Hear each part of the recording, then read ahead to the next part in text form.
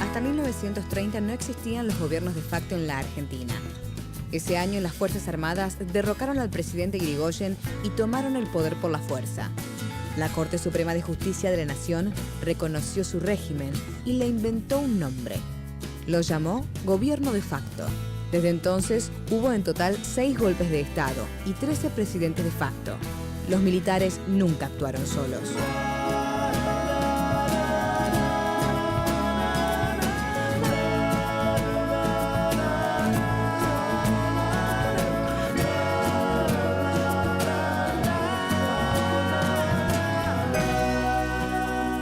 Esta serie cuenta la historia de esos hombres y de las corporaciones que los sostuvieron.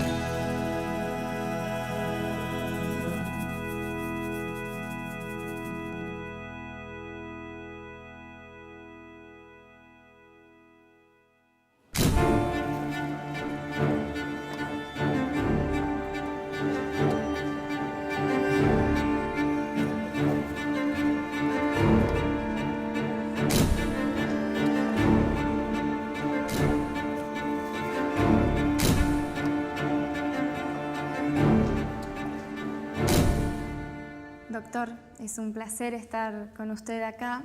Vamos a ir a un momento específico de la historia argentina, el año 62, porque allí hay un golpe de Estado. Sí. Sin duda. Asume Guido como presidente por ser el senador por Río Negro, pero yo quisiera que usted nos pueda explicar ese proceso porque es un poco complejo y como el que termina asumiendo, en definitiva, había sido electo como senador, no se lo tilda de presidente de facto, sin embargo era como la enmascarada democrática. Fue un presidente de facto, sin lugar a dudas. La historia comienza en 1958, Frondizi gana, la fórmula Frondizi-Gómez gana la elección frente a Balbín, por una amplia, amplísima mayoría. En aquel momento regía el sistema de mayoría y minoría, tenía incluso mayoría en ambas cámaras.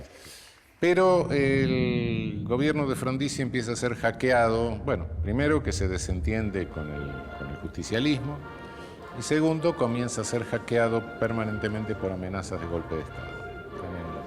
Que había amenazas de golpe, planteos militares continuos. Las Fuerzas Armadas eran las que habían dado el golpe del 55, las Fuerzas Armadas, hoy se diría gorilas, por graficarlo. Y esta situación lo lleva a Frondizi en el 62 a convocar a elecciones para gobernador de la provincia de Buenos Aires, elecciones legislativas, permitiendo la participación del justicialismo, que gana. Había dos cosas que los militares no podían tolerar. Primero, la vinculación con Cuba. Aparentemente, no sé si esto es cierto, pero aparentemente daría la impresión de que Frondizi estaba tratando de hacer un puente entre Estados Unidos y Cuba con el guiño de Kennedy. Esa es una de las versiones.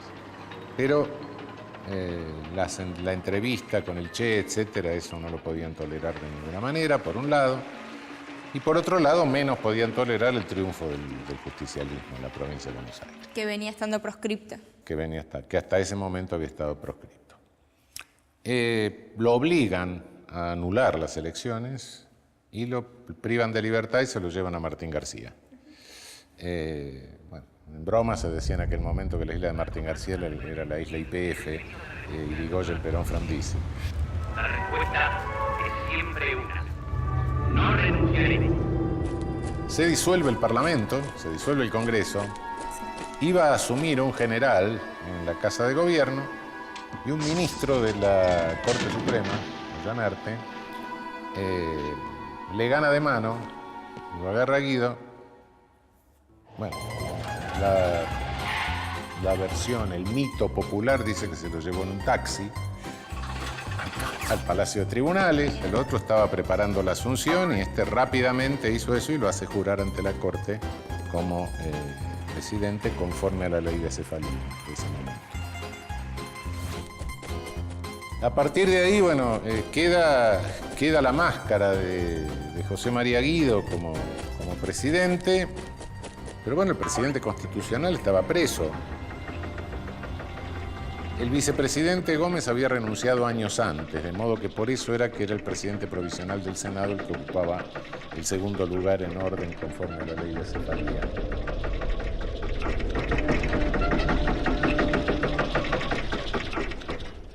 Frondizi tampoco era un gobierno popular, ¿no?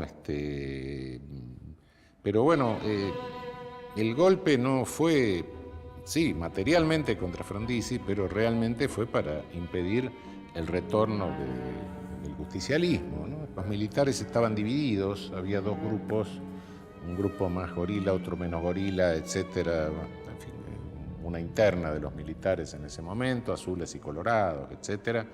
Unos planteos ahí internos del ejército, en los cuales el pueblo no tenía nada que ver.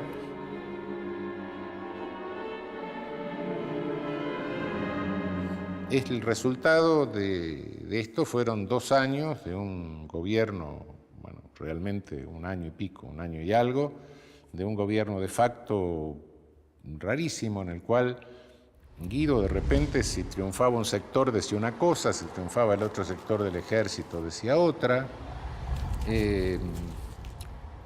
Por primera vez, por decreto ley, se reforma masivamente el Código Penal, en una reforma que después fue derogada un año más tarde, y finalmente llama a elecciones, nuevamente con prescripción del justicialismo, y bueno, sale electo Ilia y segundo Oscar Allende, en la elección del 63. Pero sí, sin duda que fue un gobierno de facto, no cabe la menor duda. El propio Ollanarte después renuncia a la Corte diciendo que se trataba de un gobierno de facto. En los días previos a que a Frondizi lo llevaran a Martín García y lo derrocaran, Aramburu hace una mediación, da unos discursos, le manda cartas a Frondizi y en uno de esos textos le plantea que es imperioso que se aleje de su lugar de presidente para poder mantener la unidad nacional en pos de no perder el futuro. Esas son más o menos las palabras. No perder la unidad en una Argentina que estaba totalmente... no tenía sentido. Hay un nombre, una designación que ha sido arrastrada por el barro en la Argentina, que es la de liberal. Entonces, liberal no se le paran los pelos. Pero los verdaderos liberales que nosotros tuvimos fueron nuestros libertadores. Eran los auténticos liberales. Después los asaltaron estos delincuentes de la oligarquía y le robaron el liberalismo. Ellos se hicieron los dueños del liberalismo, los dueños del pensamiento liberal. El pensamiento liberal hizo genocidios. Esos grupos en nombre del liberalismo hicieron las atrocidades más terribles de nuestra historia. Asesinaron gente, degollaron, destruyeron pueblos originarios y mataron a nuestros próceres, ¿no? Sí, Sucre lo asesinaron, Monteagudo también, bueno, Bolívar, Moreno se murió de una indigestión rara, Bolívar lo mató la tuberculosis un rato antes que lo vuelvan a querer matar, porque ya lo había salvado la mujer un rato antes, y San Martín se dio cuenta y dijo, yo me voy.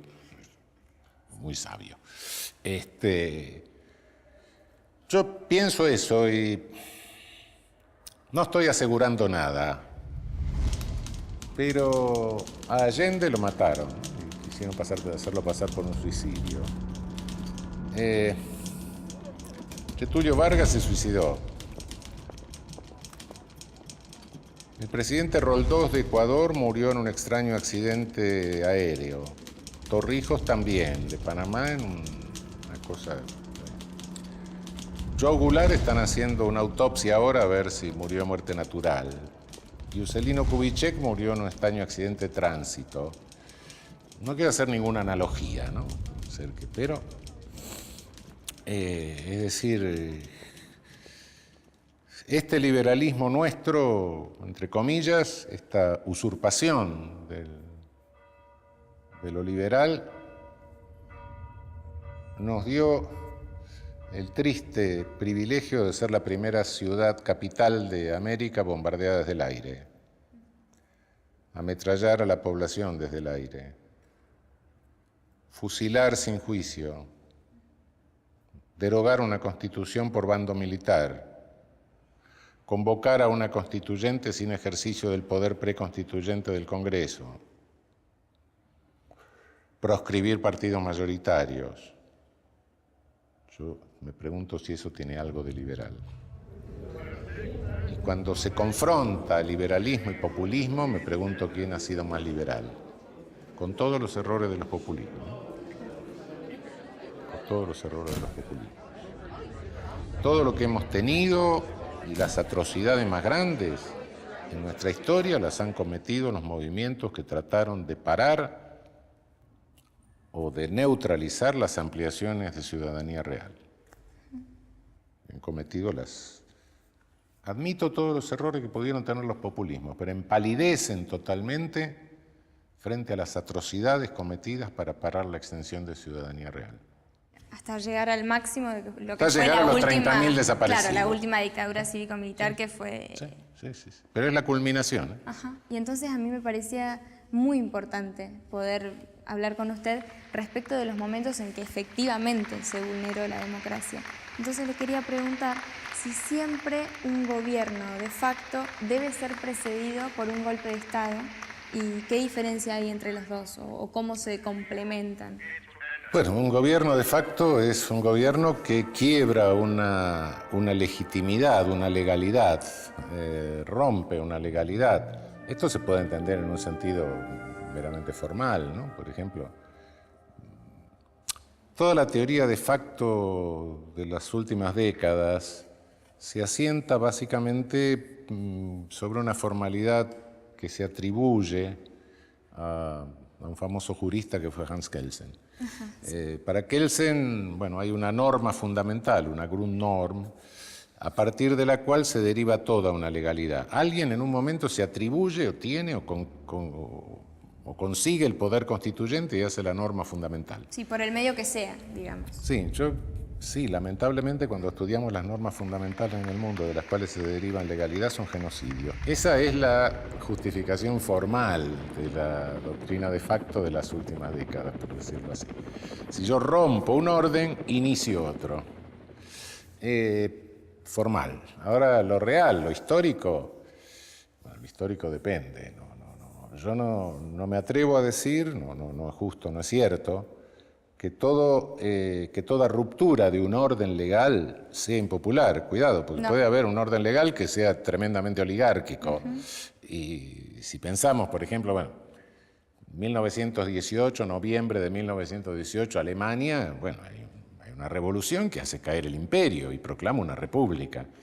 Evidentemente, esa revolución era popular y se inicia con un periodo de facto hasta que en 1919 dictan la Constitución republicana y asume Friedrich Ebert como el primer presidente constitucional de la República Alemana. Esto, es decir, en el orden mundial no podemos decir esto. Ahora, en el orden argentino, es otra cosa, ¿no? Es una cosa de nuestra historia ya, ¿no? Bueno, estamos muy agradecidos por su al presencia. contrario. Muchas gracias.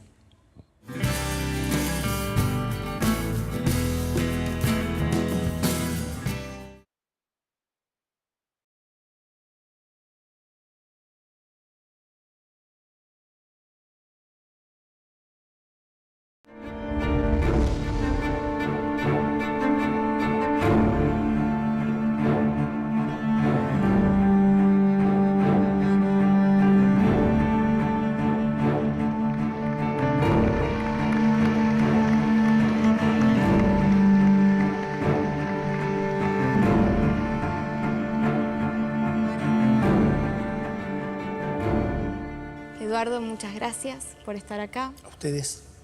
Vamos a ocuparnos de lo que fue el golpe de Estado del 66 y el posterior gobierno de facto, entendiendo que es un momento complejo porque venimos ya de un golpe de Estado en el 62 que fue dibujado poniendo allí a este senador de Río Negro que fue Guido. Así que queremos preguntarte por la complejidad de ese tiempo. Efectivamente es un momento muy complejo, no solamente por la situación interna de la Argentina, no solamente porque hacía 11 años que estaba proscripto el peronismo, sino porque en Estados Unidos ya había vientos decididamente de que hubiera golpes de Estado, pero no al estilo de lo que eran las viejas dictaduras, al estilo de los Somoza en Nicaragua, como lo hicieron en los 50, cuando en el 54 directamente la CIA y el Departamento de Estado dan un golpe de Estado en Guatemala vinculado a las acciones de la United Fruit. El golpe del 66 en la Argentina está vinculado a una dinámica industrial de los Estados Unidos.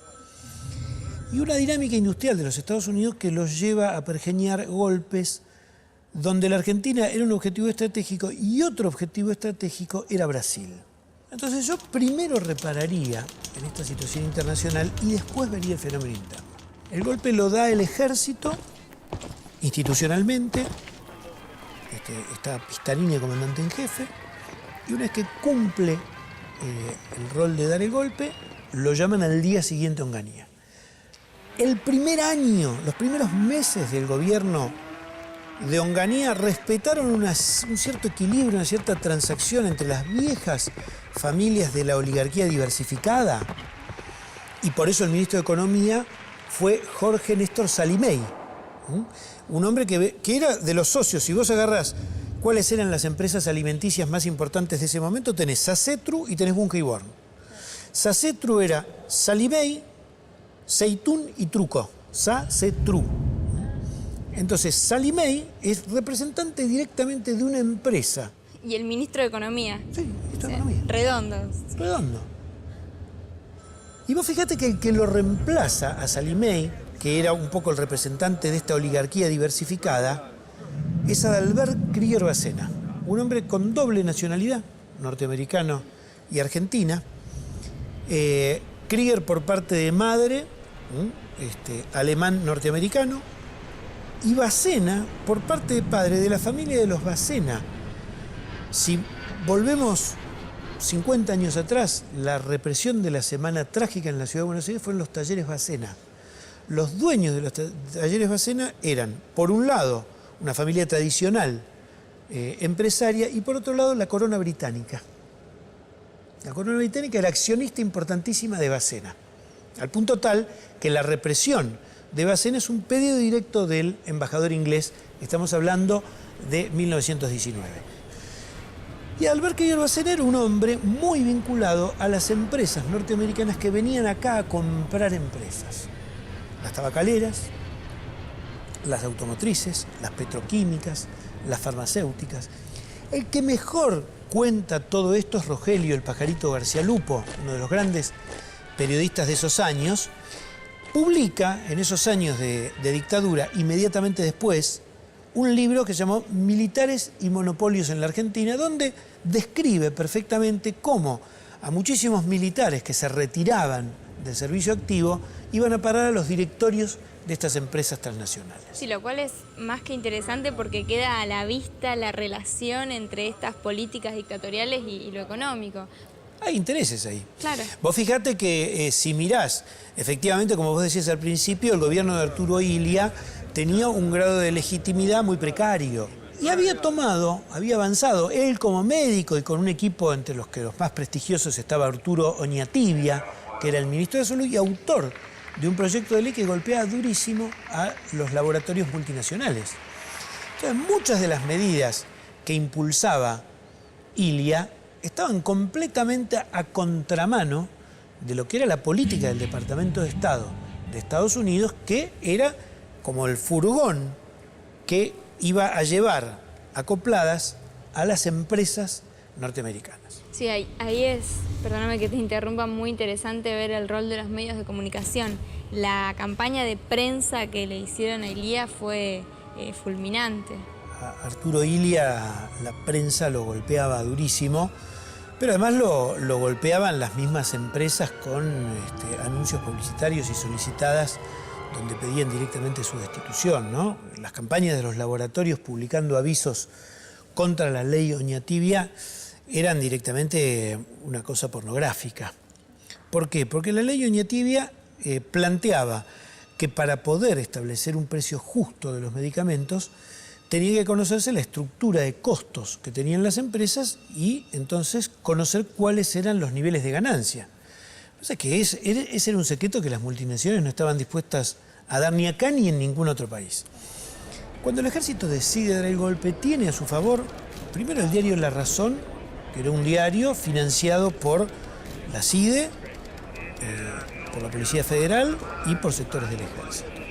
Esa comunidad de información del Estado estaba tradicionalmente manejada por estos sectores. En el caso del diario La Nación no había dudas de que la familia Mitre iba a apoyar un golpe. Y te cuento esto como frutilla de postre. Había dos revistas de muchísima tirada y de mucha formación de opinión pública que eran Confirmado y Primera Plana. Primera Plana sacó un número especial, un día antes del golpe, con la cara de Onganía y un artículo de Mariano Grondona, que era directamente llamando al golpe. Y efectivamente, así llega, con esta manipulación de la opinión pública, el golpe del 28 de junio de 1966. Y una vez que asume Onganía, él va a estar 3 años. En líneas generales, ¿cómo era la vida en la Argentina con Onganía como presidente? Hubo varias fases bastante distintas. Onganía, primero que llega con un discurso de quedarse muchos años. Él dice, bueno, esto es para 10 años. Pensaba un esquema más parecido al de Francisco Franco en España, que es de un golpe que ordenara las cosas y convocara elecciones. Y se da inmediatamente después del golpe un hecho que va a ser decisivo para la izquierda reformista, tanto comunista como socialista, que es lo que se conoció como la Noche de los Bastones Largos, que fue la intervención a la Universidad de Buenos Aires y a otras universidades nacionales. Onganía no solamente favorece el desarrollo de la Universidad Católica Argentina y de otras universidades privadas, sino que apuesta a terminar con la educación pública porque era un lugar donde anidaban los subversivos. Onganía muestra su verdadera cara porque se enfrenta a uno de los sindicatos peronistas con más tradición de la Argentina, que es la FOTIA, la Federación de Obreros y Trabajadores de la Industria Azucarera. El cierre de los ingenios a principios del año 67, con el asesinato por parte de la Guardia de Infantería de Hilda Guerrero de Molina, una trabajadora que estaba en las marchas pacíficas de los azucareros, va a significar un quiebre en la relación que tenía Onganía con el movimiento obrero. ¿Y ese hecho se puede tomar como un antecedente o uno de los desencadenantes de lo que después va a ser el Cordobazo? En el caso de Córdoba, los obreros que son los que encabezan la lucha del Cordobazo eran obreros que estaban en una buena posición económica. Si vos pensás en mayo del 69, lo que finalmente hizo detonar en las asambleas obreras el hecho reivindicativo, no político, fueron dos cuestiones muy pequeñísimas, que eran el llamado sábado inglés y las quitas zonales, que son dos cosas muy específicas que de algún modo recortaban los ingresos de los trabajadores. Pero claro, si vos mirás la historia de la industria automotriz y la industria metalúrgica cordobesa, son industrias relativamente jóvenes, una clase obrera relativamente joven y que viene con todo el background del peronismo, de derechos. No es una clase obrera sometida a patronales terratenientes. Claro, tenía un piso de derechos adquiridos que le permitía ir por más. Exactamente. Más allá de que estuvieran en el marco de un gobierno de facto.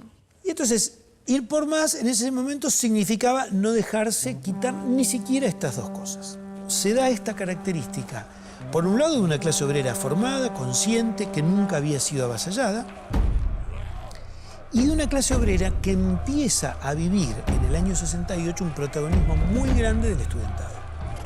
Al punto tal que en abril y mayo de 1969 el estudiantado, no solamente de la Universidad Pública, sino también de la Universidad Católica de Córdoba, estaba en plena efervescencia y con los comedores universitarios y muchas de las sedes universitarias tomadas. De ahí que uno de los bastiones del Cordobazo haya sido el barrio universitario llamado Barrio Clínicas.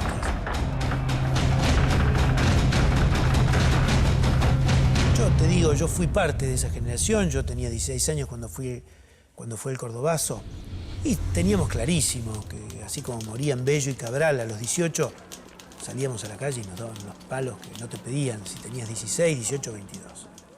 Te molían a palos.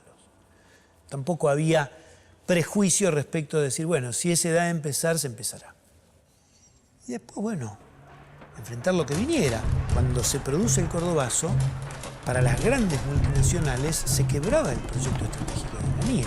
Es decir, el plan Krieger-Bacena empieza a hacer aguas. Empieza a hacer aguas porque ni la cotización de la moneda, ni los salarios, ni ninguna de las variables que manejaban la pueden controlar. Entonces empieza a desgastarse profundamente ese plan económico y ya dentro del ejército Onganía empieza a perder poder. Quien va logrando poder es alguien que estuvo en las sombras en el Cordobazo, que fue Alejandro Agustín Lanuse. Ya Lanuse empezó a desgastar la Onganía desde mayo del 69. Y cuando se cumple un año del Cordobazo se da la coincidencia del secuestro de Aramburu por parte de la organización Montoneros. Se tiene que ir Onganía y entonces Lanuse, muy astuto, decide poner a un general sin liderazgo, sin carisma, por un tiempo que era el tiempo que él necesitaba para hacerse cargo del gobierno. Es decir, que el fin de Onganía, que son 4 años entre junio del 66 y junio del 70, es seguido por un periodo muy breve que tiene a Roberto Marcelo Levingston como presidente, pero que no tenía peso propio, y cuando Lanuse considera que tiene que hacer su aparición en escena, lo hace, y ahí quedan desde abril del 71 hasta mayo del 73 los 2 años más intensos de lucha popular, de lucha armada, y por supuesto ese juego magistral que hace Perón para que después de 18 años el peronismo pueda volver a ser gobierno. Excelente, bueno, muchas gracias. A vos.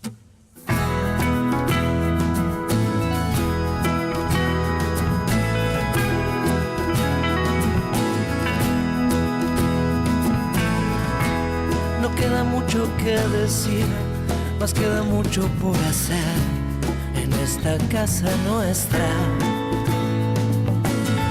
Primero dejar de matar, segundo dejar de mentir, y por algo se empieza. Y el viento del sur nos hará temblar, y las ventanas del frente se abrirán, y la ciudad será un poco nuestra.